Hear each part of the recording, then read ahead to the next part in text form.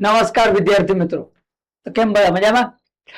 આપણે નીટના પીવાયક્યુ ની સિરીઝ જે શરૂ હતી, આજના લેક્ચરમાં આવતા જે નવા ટોપિક છે એમાં જશું ન્યૂટનના બળના ગતિના નિયમો. બરોબર, એ ચેપ્ટર આપણે ગતિના નિયમો શરૂ હતું અને એમાં આપણે લાસ્ટમાં લગભગ 3 પાર્ટ જોયા હતા. આજના લેક્ચરમાં નીટના પીવાયક્યુ જોશું, પરંતુ આ લેક્ચરમાં જે નીટના પીવાયક્યુ આવશે એ આવશે વર્તુળાકાર ગતિમાંથી. બરાબર, જનરલી સર્ક્યુલર મોશન જે આખો અલગથી ટોપિક છે અને ઘણા બધા ક્વેશ્ચન એમાંથી રેગ્યુલરલી પૂછાય છે. ચાલો તો સમજીએ ભાઈ. એક તો સૌથી પહેલા જોઈ લે બેઝિક, અને પછી એક ક્વેશ્ચન શરૂ કરીએ દર વખતની જેમ. ચાલો તો સૌથી પહેલી એક વસ્તુ તો એ જુઓ કે માની લો કે કોઈ એક સર્કલ બનાવી દઉં. હા, અહીંથી માની લો એક સર્કલ બનાવી દઈએ.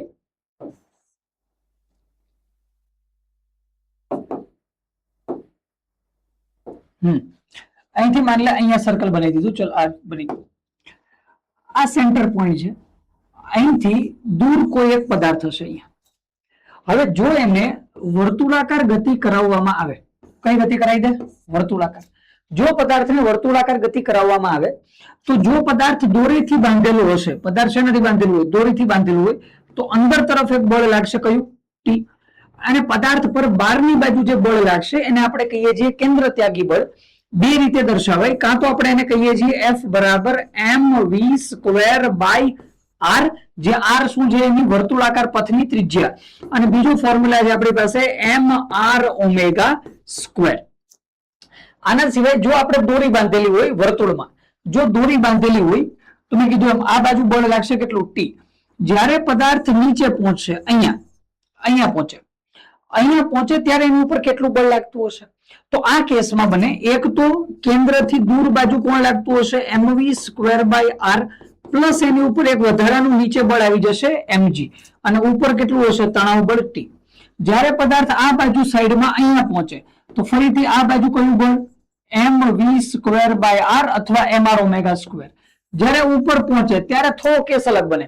જ્યારે ઉપર પહોંચે ત્યારે એક તો નીચેની બાજુ બળ કયું? ટી. એક નીચેની બાજુ બળ કયું? mg. અને એક ઉપરની બાજુ આવી જશે mv square by r.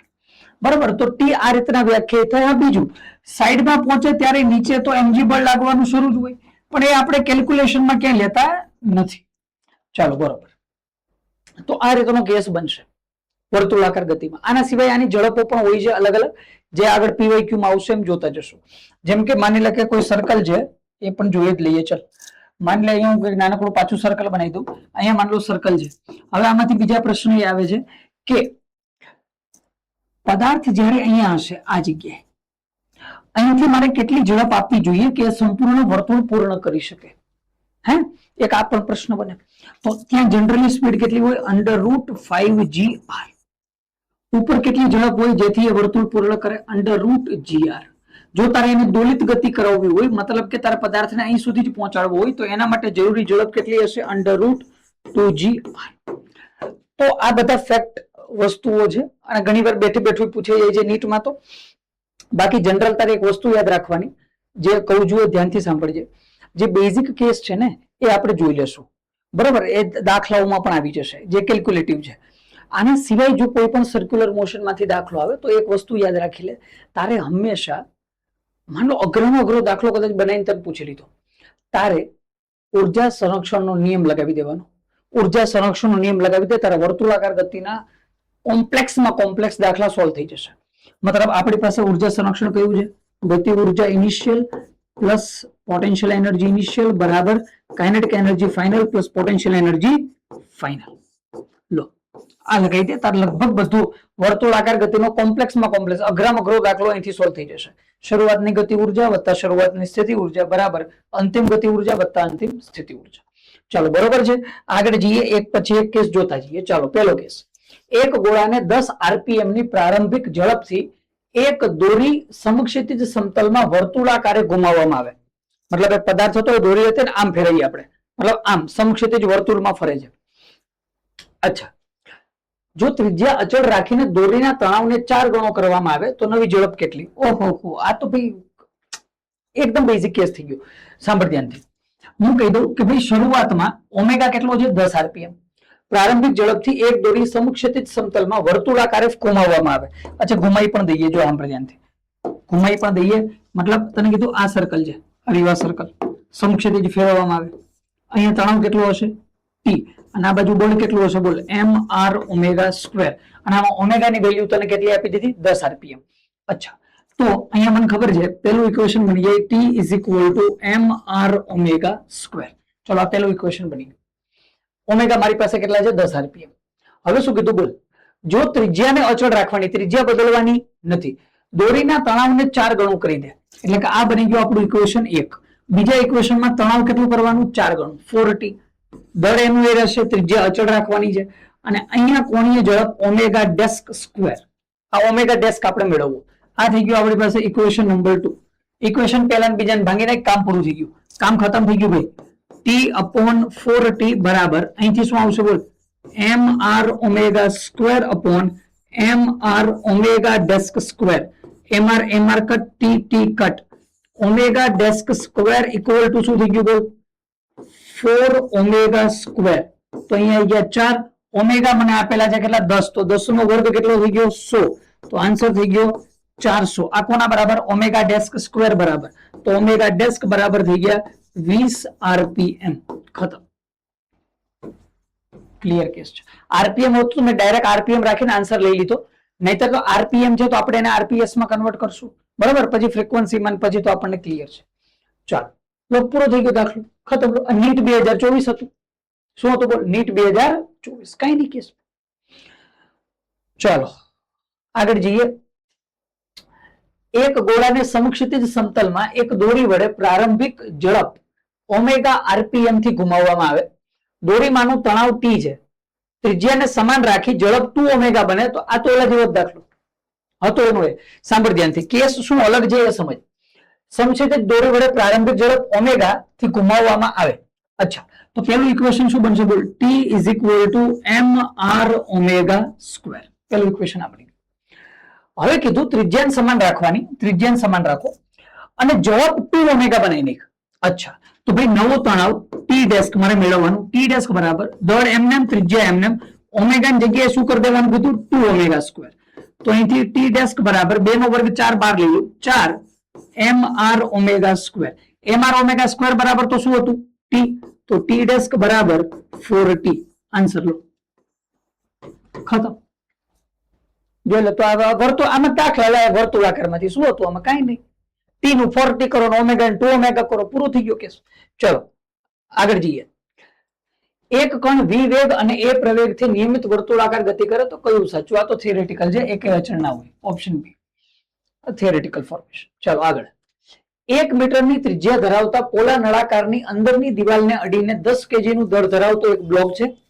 Block અને નળાકારની અંદરની દિવાલ વચ્ચેનો ઘર્ષણાંક 0.1 છે. જ્યારે નળાકાર ઉર્ધ્વ દિશામાં હોય અને તેની અક્ષની ફરતે ભ્રમણ કરે ત્યારે બ્લોકને સ્થિર રાખવા માટે જરૂરી લઘુત્તમ કોણીય વેગ કેટલો? અરે ભાઈ, આ સારો દાખલો છે, સાંભળ ધ્યાનથી. પેલા તો કીધું નળાકાર બનાવો. નળાકાર, ચલો આપણે જ બનાવી દઈએ. સાંભળ ધ્યાનથી, નળાકાર બનાવીએ, મસ્ત બનાવીએ નળાકાર. જો હમણાં તો ચલો પેલા બનાવીએ નળાકાર. અહીંથી તોડમ, અહીંથી તોડમ તોડમ. ચલો બનાવી ગયો. અચ્છા, હવે જો, ચલ ભાઈ, ચલ ચલ ચલ ચલ ચલ ચલ ચલ ચલ ચલ ચલ ચલ. હા, આ બની ગયું આપણું નળાકાર. નળાકાર આવી રીતના ઊંચું રાખવાનું, ઊભું રાખવાનું. ચલો ભાઈ, નળાકાર આવી ગયું. હવે શું કીધું? જો આ નળાકાર જે છે ને એની ત્રિજ્યા મને આપી દીધી. આની ત્રિજ્યા કેટલી છે? 1 મીટર. 1 મીટર ત્રિજ્યા ધરાવતા પોલા નળાકારની અંદરની દિવાલને અડીને 10 kg નું દળ છે. આની અંદરની દિવાલને અડીને અરીવા કેટલા? 10 kg નું દળ છે. હા ભાઈ, 10 kg નું દળ આવી ગયું અંદરની દિવાલને અડીને. 10 kg નું દળ ધરાવતો એક બ્લોક છે. બ્લોક અને નળાકારની અંદરની દિવાલ વચ્ચેનો ઘર્ષણાંક ન્યુ કેટલો આપી દીધો તને? 0.1 છે. જ્યારે નળાકાર ઉર્ધ્વ દિશામાં હોય, ઉર્ધ્વ દિશામાં છે અને તેની અક્ષને અનુલક્ષીને ભ્રમણ કરતો હોય, તો પેલા તો આની અક્ષ કઈ છે એ સમજ ધ્યાનથી. આના એકદમ સેન્ટરમાંથી અહીંથી પસાર થતી હશે અક્ષ. જ્યારે આની અક્ષ છે, આ અક્ષને અનુલક્ષીને આ રીતના ફરતો હશે ઓમેગા ઝડપથી. ભ્રમણ કરતો હોય ત્યારે બ્લોકને સ્થિર રાખવા માટે જરૂરી લઘુત્તમ કોણીય વેગ કેટલો? આ ઓમેગા, જો સાંભળ ધ્યાનથી, આપણે ગયા લેક્ચરમાં ડિસ્કસ કર્યું હતું. માની લે કે આ દિવાલ છે અને આ પદાર્થ છે. જનરલ કેસમાં જો હાથને ઉપર કરું તો આ નીચે પડી જાય, પણ જો આને હું ગતિમાં લઈ આવી દઉં તો આ નીચે પડશે નહીં પડે. તો પ્રશ્ન એક પૂછેલો, અને આ હજી એક બીજું એક્ઝામ્પલ તાર જોતું કોના જેવું છે. માની લે નીચે એક તે પથ્થર બાંધેલો છે, અહીંયા દોરી છે. હવે જો તું એમને હાથ સ્થિર રાખીશ તો પડી જશે, પણ જો આ હાથને તું ઓમેગાથી રોટેટ કરવાનું શરૂ કરી દે, ઓમેગાથી દોરીને ફેરવવાનું શરૂ કરી દે, એટલે બ્લોક ધીરે ધીરે ધીરે ધીરે ક્યાં આવી જાય? ઉપર. એવી જ રીતના જો આને આપણે જરૂરી ઓમેગાથી ફેરવીએ તો આ બ્લોક 10 kg નો દિવાલમાં ચોંટીને રહી જશે, નીચે પડશે નહીં. તો ઓમેગા કેટલો હોવો જોઈએ? 21 છે. ચાલો સોલ્વ કરીએ. સાંભળ ધ્યાનથી, કરવાનું શું છે ધ્યાનથી જોજે એકદમ. જો આ બ્લોકને નીચે પાડવા માટે જરૂરી બળ નીચે કયું લાગે? mg. અને આ બ્લોકને રોકી રાખવા માટે ઉપર કયું બળ લાગશે? બોલ, ઘર્ષણ બળ. હવે અહીંયા પ્રશ્ન એ છે કે ઘર્ષણ બળ કેટલું હશે? ઘર્ષણ બળ. તો એક બીજી વસ્તુ જો, આ બ્લોક ઉપર આ દિશામાં કયું બળ લાગતું હશે? mr omega square.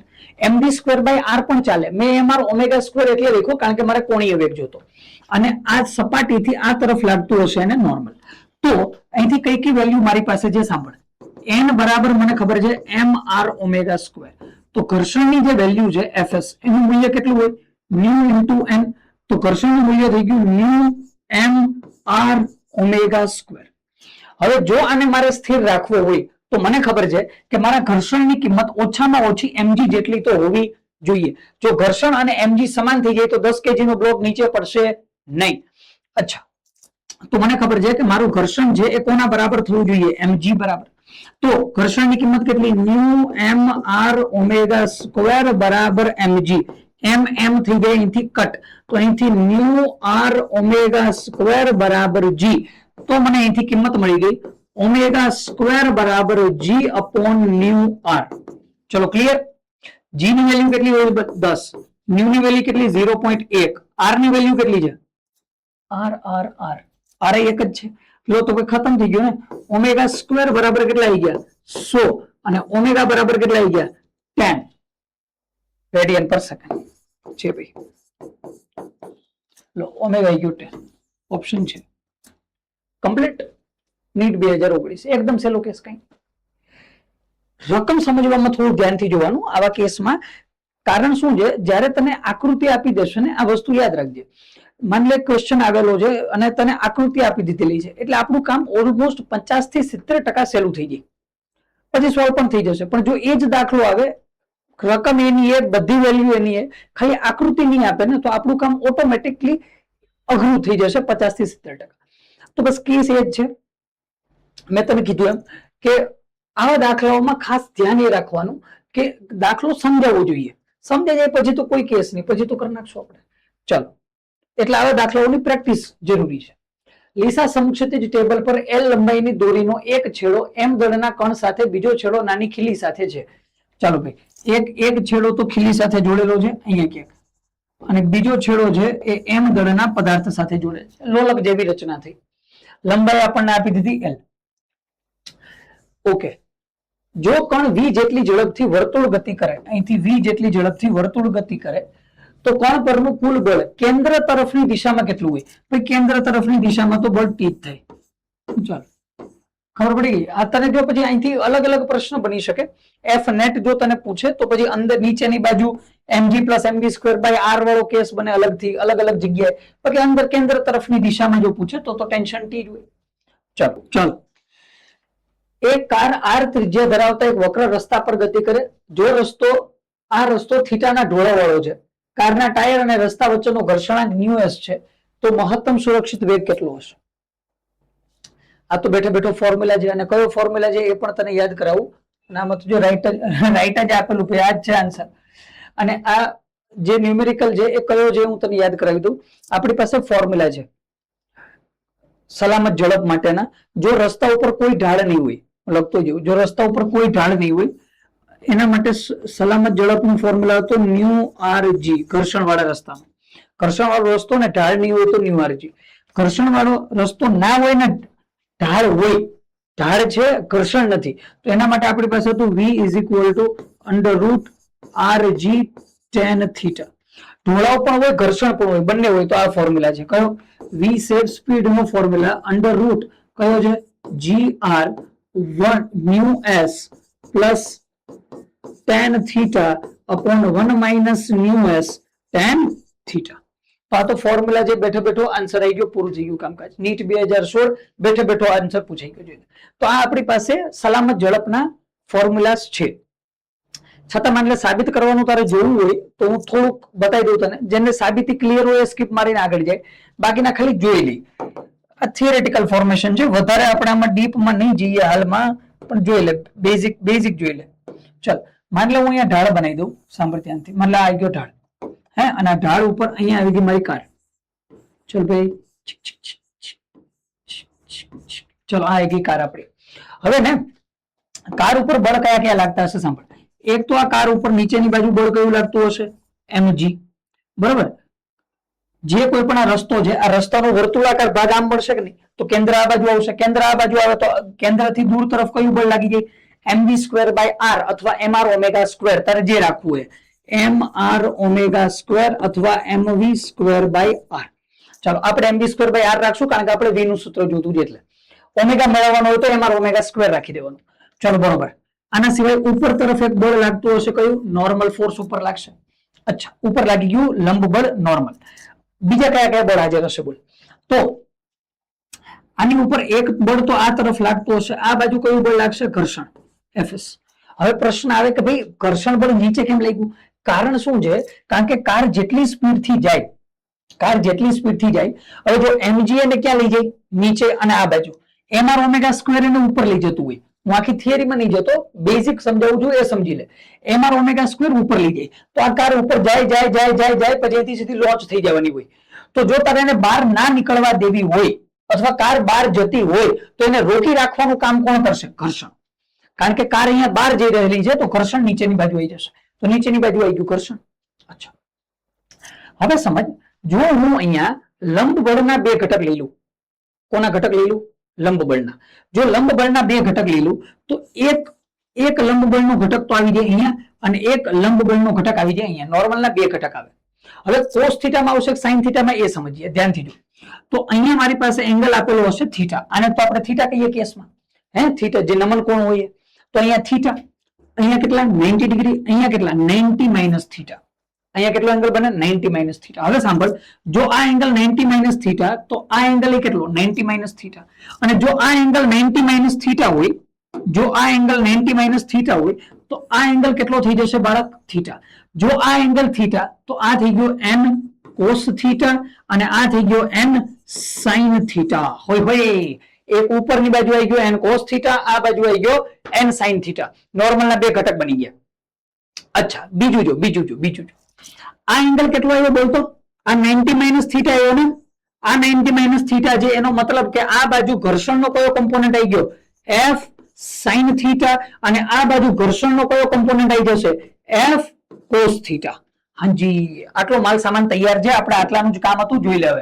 હવે ઉપર નીચેના બળ, કારણ કે આપણે કારને બહાર નીકળી જવા દેવાની નથી, કારને સલામત રીતે રાખવાની છે, સાજી નરવી રાખવાની છે કારને, તો ઉપરના નીચેના બળ સમાન એ તો હોય જ। તો ઉપર ને નીચેના બળને સમાન કરી દે, તો ઉપરનું બળ કયું દેખાય તને? n કોસ થીટા બરાબર નીચે કયા બળ? બે બળ છે, એક તો f સાઇન થીટા અને બીજું mg। તો અહીંયા થઈ જશે mg plus f sine theta, થઈ ગયું। તો અહીંથી mg ની વેલ્યુ કોના બરાબર આવે બોલ? mg બરાબર n cos theta minus f sine theta. લો, આને કહી દઉં ઇક્વેશન નંબર 1। એવું આ થઈ ગયું। અચ્છા, હવે ઉપર નીચેના બળ સમાન થઈ ગયા, ડાબે જમણેના બળ કેવા થવા જોઈએ? સમાન, તો જ કાર સ્થિર રહી। તો ચાલ, ડાબી બાજુના બળ બરાબર જમણી બાજુના બળ। ચલો તો ભાઈ ડાબી બાજુ કયા કયા બળ છે? જમણી બાજુના લઈ લે। ચલ પહેલા જમણી બાજુ કયું બળ દેખાય તને? mb square by r। અહીંયા બળ છે mb સ્ક્વેર બાય r, કોના બરાબર થવું જોઈએ? n sine theta, n sine theta plus f cos theta, equation number 2। ચલો બંને ઇક્વેશન ને સોલ્વ કરો, કામ ખતમ। બંને ઇક્વેશન ને સોલ્વ કરો, કામ ખતમ। ચલો કરો સોલ્વ। ચલો બે ને ડિવાઈડ કરી દઉં, mb square by r upon mg કરું, ઇક્વેશન 2 ડિવાઈડ બાય 1। તો અહીંથી mv square by r upon mg is equal to mb square by r બરાબર શું છે બોલ? n sine theta plus f cos theta divide by n cos theta minus F sine theta. ચલો બરોબર, આ value છે, આ વેલ્યુ મળી ફાઇનલ. અચ્છા હું એક કામ કરું હજી, પછી આગળ જઈએ. N sine theta plus F ની જગ્યાએ શું પુટ કરી શકું બોલ? Mu S into N cos theta. F ની જગ્યાએ ન્યુ ઇન્ટુ એન છેદમાં N cos theta minus mu S into N sine theta. હા, હવે અહીંથી જો તું એમ ઉડી ગયા તો અહીંથી બચશે શું? વી સ્ક્વેર અપોન એ છી ટુક ટુક શું બચશે બોલ? વી સ્ક્વેર અપોન આર નીચે આવી ગયો, વી સ્ક્વેર અપોન આરજી બરાબર. હવે અહીંયા જે ટર્મ આવી આ બધાનું કોસ થીટા વડે ડિવાઈડ કરી દો, કારણ કે મારે આન્સરમાં ટેન થીટા જોતો. બધાને કોસ થીટા થી ડિવાઈડ કરી દે તો sine theta upon cos theta ten theta, તો અહીંયા આવી જશે એન ટેન થીટા. શું આવી જાય? N tan theta, N tan theta plus plus અહીંયા કોસ થીટા કટ, તો અહીંયા બચશે mu S into N divide by અહીંયા કોસ થીટા કટ, અહીંયા બચશે N minus mu s N sine theta, તો અહીંયા બચશે mu s N tan theta. બધી બાજુથી N N N N common નીકળીને કટ, તો ઉપર શું બચ્યું બોલો? ઉપર બચ્યું mu s plus tan theta, નીચે બચશે 1 minus mu S ten theta. હવે જો આન્સર આવી ગયો એવું લાગે. અહીંથી વી ને કરતા બનાવી દો તો વી બરાબર અંડર ધ રૂટ આરજી, આ બાજુ આવી ગયા આરજી, અને કાઉન્સમાં શું બચી ગયું બોલ? Mu s plus tan theta upon 1 minus mu S ten theta. This is your answer. R G કહી દે કે જીઆર કહી દે. આ ઉલટાનું વધારે ઈઝી એટલે હતું કારણ કે જીઆર ના ફોર્મેશન ચારે ચારમાં બદલેલા હતા. જો new s plus tan theta upon 1 minus mu S ten theta બધા સેમ છે, કન્ફ્યુઝન એમાં જ થાય. આમાં તારે ખાલી કરેક્ટ કરવાનું હતું જીઆર સ્ક્વેર જીઆર એ જ ક્લિયર કરવાનું હતું. તો કમ્પેરેટિવલી આ વધારે સહેલું હતું. એકવાર પણ સૂત્ર વ્યવસ્થિત જોયેલું હોય તો થઈ જાય એવો કેસ હતો. ચાલો કમ્પ્લીટ, આગળ જઈએ. આગળનો દાખલો જો.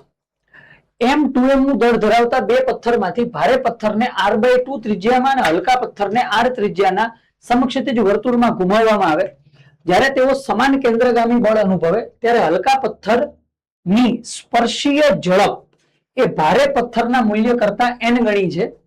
તો n નું મૂલ્ય કેટલું હશે? હા જતો. પેલા તો બે પથ્થર બનાવું, સાંભળ. બે પથ્થર, આ પેલો પથ્થર, આને હું કહી દઉં હલકો પથ્થર નંબર 1, અને આ બીજો પથ્થર બનાવ્યો મેં ભારે પથ્થર નંબર 2. હવે સાંભળી ધ્યાનથી, એક અગત્યની વસ્તુ સમાન કેન્દ્રગામી બળ. બસ અહીંથી દાખલો સોલ્વ થશે. કેન્દ્રગામી બળ કેવા આપી દીધા? બોલ સમાન. બેમાં કેન્દ્રગામી બળ સમાન આવે. ક્યારે? તો જો સાંભળ ધ્યાનથી. F બરાબર સૂત્ર તો મારી પાસે mv સ્ક્વેર બાય r, કારણ કે મારે સ્પર્શીય ઝડપ જોઈતી. એટલે પહેલા કીધું કે હલકા પથ્થરને ફેરવો. હલકા પથ્થરનું દળ કેટલું છે? m. તો અહીંયા લખી નાખું m. અચ્છા આગળ, હલકા પથ્થરની સ્પર્શીય ઝડપ ભારે પથ્થર કરતા n ગણી છે. મતલબ જો આની ઝડપ હું v લઈ લઉં તો આની ઝડપ મારે કેટલી લેવાની? nv ગણી છે, તો nv સ્ક્વેર ના છેદમાં r. તો અહીંથી f બરાબર હલકા પથ્થર માટે શું આવી ગયું બોલ? m n square v square by r. આ હલકા પથ્થર માટે. ભારે પથ્થર માટે શું કેસ છે બોલ? f બરાબર દળ કેટલું છે એનું? 2m, ઝડપ કેટલી? v સ્ક્વેર અપોન ત્રિજ્યા કેટલી? r/2. તો f બરાબર કેટલા આવી ગયા? બે ઉપર ગયા તો 4mv સ્ક્વેર છેદમાં r થઈ ગયું. આની ઝડપ n ગણી લઈ લીધી. તો ભાઈ હલકા પથ્થર માટે આવી ગયું f બરાબર mn square v square by r, અને ભારે માટે આવી ગયું 4mv સ્ક્વેર બાય r. બેના બળ તો કેવા કીધા? સમાન છે, તો બેને સમાન કરી દે. તો અહીંથી mn square v square by r બરાબર 4mv square by r. mv square by r, mv square by r cut, n square બરાબર 4, n બરાબર 2. આન્સર ખતમ. કાંઈ હતો કેસ જોઈ? સહેલું હે. ચાલો, એક કાર 10 મીટર પર સેકન્ડની અચળ ઝડપથી 10 મીટર ત્રિજ્યાના વર્તુળાકાર સમક્ષિતિજ માર્ગ પર ગતિ કરે. એક ગોળાને 1 મીટર લંબાઈના હલકા તારથી કારની છત પરથી લટકાવેલ છે. લંબ સાથે તાર દ્વારા રચવામાં આવેલ કોણ કેટલો હશે? આ તો બેઠો કેસ છે. કયો છે? v square equal two rg tan theta. એટલે મૂકી દે ડાયરેક્ટ સૂત્ર, અથવા tan theta is equal two v square upon rg. આ તો ફોર્મ્યુલા છે બેઠો બેઠો, tan theta is equal two v square upon rg. ચલો હવે તો મૂકી દે કિંમત. v કેટલા આપ્યા 10, તો 10 નો વર્ગ કેટલો 100, છેદમાં r કેટલા છે બોલ 10, g કેટલા છે 10, બધું કટ. આન્સર કેટલો આવ્યો 1. tan થીટા બરાબર 1, તો થીટા બરાબર કેટલા 45 ડિગ્રી, એટલે કે પાઈ બાય 4. પૂરો લો દાખલો. આ તો બેઠે બેઠો દાખલો લોલક વાળો. લોલક ને લટકાવી દો, શું થાય? અરે ભાઈ યાદ છે કે નહીં તને? માનો આ રીતના હોય, લોલક અહીંયા પહોંચી ગયો આ જગ્યાએ, તો પછી અહીંથી કમ્પોનન્ટ બનાવી લેવાના ને તારે. અહીંથી તમને શું મળશે t. હવે અહીંથી એંગલ કેટલો બન્યો હશે થીટા, તો આ એંગલ થીટા, તો અહીંથી શું આવી જાય t cos થીટા, અહીંથી શું આવી જાય t sin થીટા. નીચેની બાજુ શું બનશે બોલ? નીચેની બાજુ કોણ હશે? mg, અને આ બાજુ કોણ હશે બોલ? mv square by r. આને કમ્પેર કરી દે, ત્યાંથી બની ગયું. હજી બતાવી દઉં, જોઈ લે. t sin થીટા બરાબર શું આવ્યું? mv square by r. અને અહીંથી t cos થીટા બરાબર કોણ આવશે? mg. બે નો ભાગાકાર કરી નાખ. sin થીટા છેદમાં cos થીટા કેટલા થઈ ગયા? tan theta. અહીંથી mm ઉડી ગયા, કોણ આવી ગયા? v square upon rg. લો આ લોલક નો કેસ હતો. તો આ તો ક્લિયર નતો, અહીંથી ફોર્મ્યુલા જ કરી નાખી ને, tan theta is equal two v square upon rg. કામ ખતમ. ચલો, 1000 kg નું દળ ધરાવતી એક કાર ઘર્ષણ રહિત રસ્તા પર, વાહ ઘર્ષણ નથી રસ્તામાં, 90 મીટરની ત્રિજ્યા ધરાવતા ઢોળાવવાળા વક્ર પર ગતિ કરે. ઢોળાવ કોણ 45 ડિગ્રી હોય તો કારની ઝડપ કેટલી? પાછો ક્લિયર કેસ. એ જ જે કયો v square equal two rg tan theta. ચલો r કેટલા આપ્યા બોલ? એ r 90, તો અહીં એવા 90 ગુણ્યા 10 ગુણ્યા tan 45 ડિગ્રી ઇઝ 1. તો અહીંથી v સ્ક્વેર બરાબર કેટલા થઈ ગયા? 900. v બરાબર કેટલા થઈ ગયા? 30 મીટર પર સેકન્ડ. હવામાં સોલ્વ થાય, હવામાં. tan થીટા 45 1 થઈ ગયા, 90 ગુણ્યા 10 900, 900 નું વર્ગમૂળ કેટલું? 30. ખતમ. ચાલો આગળ. એમ દળ ધરાવતી એક કાર r ત્રિજ્યાના એક સમતલ વર્તુળાકાર માર્ગ પર ગતિ કરે. ન્યુએસ એ ઘર્ષણાંક હોય તો વર્તુળાકાર ગતિમાં કારની મહત્તમ ઝડપ ન્યુએસ rg. આ તો ફોર્મ્યુલા જે હમણાં આગળ નતો લખાયો હતો ને, હમણાં લખાવેલો હતો. ક્યાં ગયો? હરિયો જયારે રસ્તો સમતલ હોય, ક્લિયર ને? રસ્તો સમતલ હોય, ઘર્ષણ હોય ત્યારે ન્યુ rg. ઢોળાવાળા રસ્તામાં ઘર્ષણ ના હોય તો rg tan થીટા. ઢોળાવાળો રસ્તો ઘર્ષણ બંને હોય તો આ નીચેનું ફોર્મ્યુલા. તો આ તો ફોર્મ્યુલા હતો બેઠો બેઠો, આમાં તો કઈ અલગ હતું નતું. ચલો નેક્સ્ટ. એક ગ્રામોફોન રેકોર્ડ ઓમેગા જેટલા કોણીય વેગથી ભ્રમણ કરે. એક સિક્કાને રેકોર્ડના કેન્દ્રથી r અંતરે મૂકેલ છે, ઘર્ષણાંક ન્યુ છે, તો સિક્કો રેકોર્ડ સાથે પરિભ્રમણ કરશે જો ખાલી જગ્યા. ચલો ભાઈ, સિક્કો રેકોર્ડ સાથે ભ્રમણ કરે એનો મતલબ શું? પેલા ગ્રામોફોન વાળો કેસ શું છે સમજ ધ્યાનથી. ગ્રામોફોન વાળો કેસ શું છે સમજ ધ્યાનથી. તને કીધું આવો કોઈ ગ્રામોફોન છે, કેવો બતાવું તને? જો સાંભળ. મસ્ત ગ્રામોફોન બનાવીએ હમણાં, જોતું જોરદાર ગ્રામોફોન બનાવીએ. જો ચલ આવી ગયો, આ ગ્રામોફોન છે. આ શું આવી ગયું બોલ? ગ્રામોફોન. આ ગ્રામોફોન ની ડિસ્ક છે, આ એનું સેન્ટર. અને આ જે ગ્રામોફોન નું સેન્ટર છે ને, એની ઉપર અહીંયા કોઈ સિક્કો રાખેલો છે. જોઈ ગયો? હા જોઈ ગયો. આ સિક્કો રાખેલો છે ગ્રામોફોન ની ડિસ્ક પર. હવે તને શું કીધું બોલ? ગ્રામોફોન છે એ કેટલા વેગથી ભ્રમણ કરે? આ ગ્રામોફોન જે છે એ ઓમેગા વેગથી ભ્રમણ કરે. કેટલાથી ભ્રમણ કરે? ઓમેગાથી ભ્રમણ કરે. સિક્કાને રેકોર્ડના કેન્દ્રથી r અંતરે મૂકેલ છે. આ રેકોર્ડનું સેન્ટર ત્યાંથી કેટલા અંતરે છે? r અંતરે મૂકેલ છે.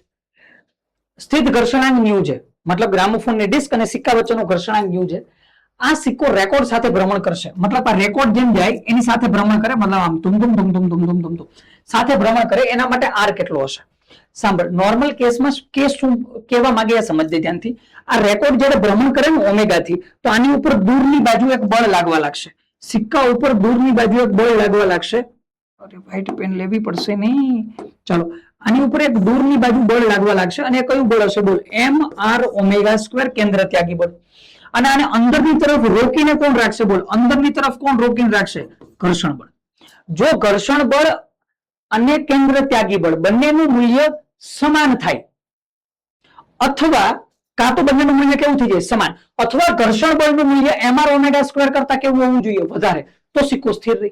જો mr ઓમેગા સ્ક્વેર નું મૂલ્ય વધી જાય તો સિક્કો ગ્રામોફોન થી નીચે પડી જાય, કારણ કે આ બાજુનું બળ વધી ગયું, સિક્કો ધૂપ દઈને આવી જશે બહાર.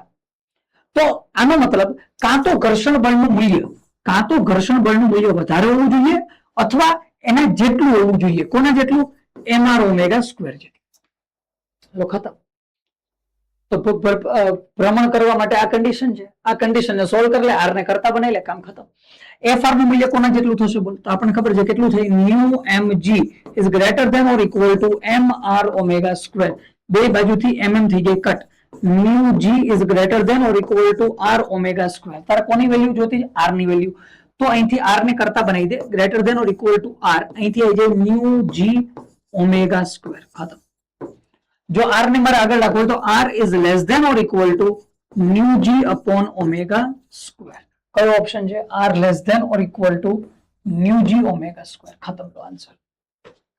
ગ્રામોફોન. ચલો આગળ જઈએ ભાઈ. એક રોલર કોસ્ટર ને એવી રીતે બનાવવામાં આવે કે જેથી તેમાં સવાર મુસાફરને વજન વિહીનતાનો અનુભવ થાય. ઓય હાય, વજન વિહીનતા. જ્યારે તેઓ 20 મીટરની વક્રતા ત્રિજ્યા ધરાવતા પર્વતની ટોચ પર ચક્કર લગાવે તો પર્વત પર કારની જવાબ ખાલી જગ્યા ને ખાલી જગ્યાની વચ્ચે હશે. અચ્છા, હોય હોય. ચાલો, આ વચ્ચે હશે ને એ બધું ઠીક, આપણે તો મેઇન જવાબ મેળવવાની. હે, વજન વિહીનતા ક્યારે લાગે બોલ? માન લો હું રોલર કોસ્ટરમાં બેઠો, હું નોર્મલ અત્યારે માન લો અહીંયા ઉભેલો છું, મારી ઉપર બળ કયું લાગતું હશે? નીચે mg. તો મને વજન વિહીનતા નહીં લાગતી. વજન વિહીનતા એટલે આપણને એવું લાગે કે વજન જ નથી આપણા. તો અત્યારે તો મને અત્યારે તો વજન લાગે ને, mg નીચે લાગતું હશે.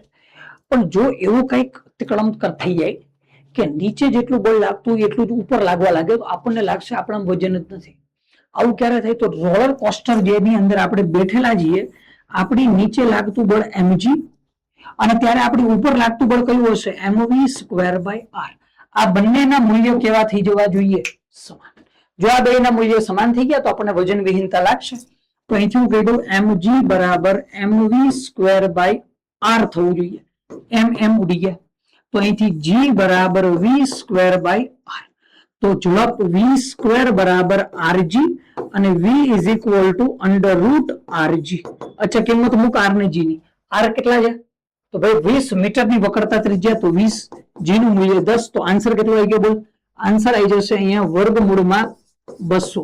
એટલે આને લખી શકાય tan રૂટ 2. tan, અચ્છા હજુ આગળ જઈએ ભાઈ. tan રૂટ 2 તો નહીં, તો tan ઇન્ટુ આપણને ખબર રૂટ 2 ની વેલ્યુ કેટલી? 1.414.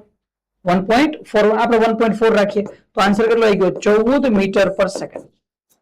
તો આપણી જે ઝડપ છે કારની ઝડપ ખાલી જગ્યાની વચ્ચે હોય તો ઓછામાં ઓછી તો કેટલી હોવી જોઈએ? 14. એનાથી વધારી દો તો 15. ચાલો 14 થી 15. 16 નહીં થવાની, 13 નહીં થવાની, 15 નહીં થવાની. 14 થી શરૂ થાય તો 14 થી 15 આ રેન્જ હશે. ચલો ક્લિયર? આગળ જઈએ. શેનો દાખલો હતો? એલ લંબાઈની એક નળીને એમ દળ ધરાવતા અદબનીય પ્રવાહીથી સંપૂર્ણપણે ભરવામાં આવે અને બંને છેડા બંધ કરવામાં આવે. ત્યારબાદ આ નળીને ઓ છેડાને નિયમિત કોણીય વેગથી સમક્ષિતિજ સમતલમાં કોઈ એક છેડાને અનુલક્ષીને ભ્રમણ કરાવવામાં આવે. બીજા છેડા પર પ્રવાહી દ્વારા લગાવવામાં આવતું બળ કેટલું હશે? અચ્છા સાંભળીએ. આમાં ક્વેશ્ચન માં લોચો હતો જે જયારે પૂછાયો હતો ત્યારે. ક્યારનો છે ભાઈ? નીટ 2006. એ ને બીબીસી માં આવી ગયા હતા. ચાલો, અને એ પછી કહું, છેલ્લે કહું સાંભળ. એનટીએ જિંદાબાદ. ચાલો સાંભળ ધ્યાનથી. એલ લંબાઈની નળી છે, એમ દર ધરાવતા અદબનીય પ્રવાહીથી સંપૂર્ણપણે ભરવામાં આવે, બંને છેડા બંધ કરવામાં આવે. એક નળી છે એની અંદર પ્રવાહી ભરી દીધું, અદબનીય પ્રવાહી, બે છેડા બંધ કરી અને પછી આવી રીતે ફેરવાની ગોળ ગોળ. હવે એને આપણે ગોળ ગોળ ફેરવતા હતા તો પ્રશ્ન છે કે પ્રવાહી દ્વારા દિવાલ પર લાગતું બળ કેટલું હશે? સમજ ધ્યાનથી. સમજ. બનાવી દઉં બરું. આ રીતના નાખી દો. આ રીતના નળી છે, છેડા બે બંધ કરી દીધા, અંદર શું ભરી દીધું? પ્રવાહી. હવે માન લે કે અહીંયા જે ઓમેગા અને આ નળીને હું અહીંથી આમ ફેરવું, અહીંથી આમ પકડી અને આમ અહીંથી ફેરવીએ. આપણે અહીંથી ફેરવીએ તો એક તો આ બાજુ બળ લાગી જશે mr ઓમેગા સ્ક્વેર અથવા mv સ્ક્વેર બાય r, તારે જે રાખવું હોય. તો એક બળ તો અહીંયા લાગી ગયું mr ઓમેગા સ્ક્વેર. પ્રશ્ન શું હશે અહીંયા એ હું તમને સમજાવું. એક તો આ બાજુ mr ઓમેગા સ્ક્વેર, એટલું જ બળ અંદર તરફ લાગતું હશે. હવે પ્રશ્ન છે કે ભાઈ બળ તો મળી ગયું mr ઓમેગા સ્ક્વેર, આટલું બળ લગાવે, પણ એ કરેક્શન છે. કરેક્શન શું છે એ સાંભળ ત્યાંથી. કે ભાઈ માન લે કે આ લિક્વિડ છે, આ લિક્વિડ, તો એના દ્વારા લગાવવામાં આવતું બળ અહીંયા લિક્વિડ છે એના દ્વારા લગાવવામાં આવતું બળ, અહીંયા લિક્વિડ છે એના દ્વારા લગાવવામાં આવતું બળ. બળ તો બધાના અલગ અલગ હશે. એમ કેમ અલગ અલગ હશે સમજાવું તને. માની લો કે થોડુંક પ્રવાહી જે અહીંયા આવેલું છે એ પણ આ બાજુ બળ લગાવતું હશે કેટલું mr⍵². પણ આનો r બીજા બધા પ્રવાહી, માની લો થોડું ઘણું પ્રવાહી અહીંયા છે, થોડું ઘણું પ્રવાહી અહીંયા છે, તો આ પ્રવાહીનો r બીજા બધા પ્રવાહી કરતા કેવો છે વધારે, તો આ કેવું બળ લગાવે, વધારે બળ લગાવે. આ પણ બળ લગાવે, આ કેટલું લગાવે mr⍵². પણ આનો r જે બીજા બધા કરતા કેવો છે નાનો. અચ્છા આ બળ લગાવે mr⍵². પણ આનો r તો કેવો છે એકદમ ટચુકડો, તો આનું બળ કેવું થઈ જાય એકદમ ટચુકડું. જેટલો r નાનો એટલું બળ ઓછું. અને બધા પ્રવાહી માટે r નું મૂલ્ય અલગ અલગ છે, તો બધા પ્રવાહી બળ પણ કેવું લગાવતા હશે અલગ અલગ. લોચા લાગી ગયા. આનો મતલબ કે r જે એ ચલિત નો આખો કિસ્સો છે, અને જો વેરિયેબલ નો કેસ હોય, ચલિત કિસ્સો હોય, તો અહીંયા આવી જાય સંકલન. અહીંયા શું આવી જાય સંકલન. પણ મારી એડવાઇસ એ હોય છે સંકલનમાં પડવાનું નહીં. આપણી પાસે એના કરતા એક જોરદાર કન્સેપ્ટ છે અને એ છે COM, દ્રવ્યમાન કેન્દ્ર લગાવી દે કામ ખતમ. દ્રવ્યમાન કેન્દ્ર લગાવો. હવે સાંભળો, r નું મહત્તમ મૂલ્ય કેટલું થવાનું L, ઓછામાં ઓછું મૂલ્ય કેટલું થવાનું 0. અને આખાનું જો દ્રવ્યમાન કેન્દ્ર લઈ લે તો દ્રવ્યમાન કેન્દ્ર કેટલું મળવાનું L/2. એને r ની જગ્યાએ રાખી દે કામ પૂરું. તો અહીંથી F બરાબર m એ r ની જગ્યાએ દ્રવ્યમાન કેન્દ્રનો ઉપયોગ કરીને L/2⍵². ખતમ answer ml⍵²/2. Option A and B both complete. Case easy હતો, પણ જો દ્રવ્યમાન કેન્દ્રનો ઉપયોગ કરો તો. જો દ્રવ્યમાન કેન્દ્રનો ઉપયોગ નહીં કરો પછી ભયાનક કેસ છે. ભયાનક એટલે એમ કે ભયંકર નહીં હોતું, સંકલન લગાવવું પડે, પણ જેમાં જવાનું નહીં. જો સાંભળ તને, એક તો આ ટ્યુબ વાળા કેસ, બીજા કેસ બનશે ચેન પ્રોબ્લેમ વાળા. ચેન પ્રોબ્લેમ એ ભયંકર છે. ત્રીજો કેસ બનશે સ્થિતિ ઉર્જા વાળો. આ બધા કેસ છે એ નોર્મલ કેસ છે જો COM નો ઉપયોગ કરો તો, દ્રવ્યમાન કેન્દ્રના કન્સેપ્ટનો ઉપયોગ કરો તો. જો એમાં તમે ઇન્ટિગ્રેશનમાં જશો તો એનાથી બીજા પ્રોબ્લેમ આવડવા ના આવડવા કરતા ટાઈમનો વધારે છે. એમાં ટાઈમ કન્ઝ્યુમિંગ વસ્તુઓ છે, તેના કરતા દ્રવ્યમાન કેન્દ્રનો ઉપયોગ કરવાનો. ચલો આગળ જઈએ ભાઈ. 500 kg નું દળ ધરાવતી એક કાર 36 km/h ના વેગથી 50 મીટરની ત્રિજ્યા ધરાવતી વર્તુળાકાર વળાંક લે તો કેન્દ્રગામી બળ કેટલું થશે. અચ્છા આ તો ક્લિયર કેસ થઈ ગયો ભાઈ. F બરાબર mv²/r. m કેટલું છે બોલ 500, v², v કેટલા 36 km/h. km/h ને મીટર/સેકન્ડ માં કન્વર્ટ કરો એટલે 10, 10 નો વર્ગ કેટલો 100, છેદમાં ત્રિજ્યા r કેટલી છે બોલ 50 મીટર. મીંડી જાય 5 10 50, 100 ગુણ્યા 10. આન્સર આવી ગયો F બરાબર 1000 ન્યૂટન. લો ખતમ. હે સેલું હતું તો. ચલો આગળ જઈએ. 0.25 kg નું દળ ધરાવતા એક દડાને 1.96 મીટરની લંબાઈ ધરાવતી એક દોરીના છેડા સાથે જોડેલ છે. સમક્ષિતિજ વર્તુળમાં ગતિ કરે. તણાવ 25 ન્યૂટન કરતા વધારે હોય તો દોરી તૂટી જાય. તો મહત્તમ ઝડપ કેટલી હોય? જ્યારે તણાવ 25 ન્યૂટન થાય ને ત્યારે દોરી તૂટી, મતલબ ત્યારે જ મહત્તમ તણાવનો કેસ છે. તો 25 ન્યૂટન હોય ત્યારે ઝડપ કેટલી એ મેળવવાની. અચ્છા તો આ ખતમ કેસ છે. F બરાબર mv²/r. F બરાબર કેટલા રાખવાના મહત્તમ ઝડપ માટે 25. 25 થી વધારે હશે તૂટશે, 25 તૂટશે નહીં તો 25 મહત્તમ ઝડપ આવી જાય. 25 બરાબર દળ કેટલું છે બોલ 0.25 ને કહી દઉં 1/4 ગુણ્યા v², v² તો મેળવવાના, છેદમાં r મને કેટલા આપેલા છે 1.96 મીટર. ઓય હોય. ચાલો આગળ જઈએ. તો ચાલો શરૂ કરીએ. તો અહીંથી થઈ જશે 25 ગુણ્યા 1.96 બરાબર v² ના છેદમાં 4. 4 ને આ બાજુ જવા દે, 25 4 100. તો v² બરાબર 100 ગુણ્યા 1.96. તો આન્સર આવી ગયો 196. આ આવ્યા v². તો v નું મૂલ્ય થઈ ગયું કેટલું 14 મીટર/સેકન્ડ. 196 નું વર્ગમૂળ. 196 14 મીટર/સેકન્ડ. ઓપ્શનમાં મિસ્ટેક છે, કોઈ પણ ઓપ્શનમાં મિસ્ટેક છે. નવો ઓપ્શન બને કે ઈ 14 મીટર/સેકન્ડ. આન્સર કન્ફર્મ છે, આન્સરમાં કોઈ કેસ નથી. બીજા એકાદા કેસના ઓપ્શન છપાઈ ગયા. ચલો કમ્પ્લીટ. લો ભાઈ આ થઈ ગયો કેસ ખતમ. અને અહીંથી આવી ગયું ભાઈ થેન્ક યુ. વર્તુળાકાર ગતિના કેસ આની સાથે પૂરા. આ ચેપ્ટરનો હવે એક લાસ્ટ વિડિયો લેક્ચર આવશે અને એમાં મોટા ભાગના પુલીના અને એ જેટલા પણ કેસ બાકી રહી ગયેલા છે એ આપણે અહીંયા જોશું. ચલો ત્યાં સુધી આવજો, વાંચજો, ભણજો. Thank you.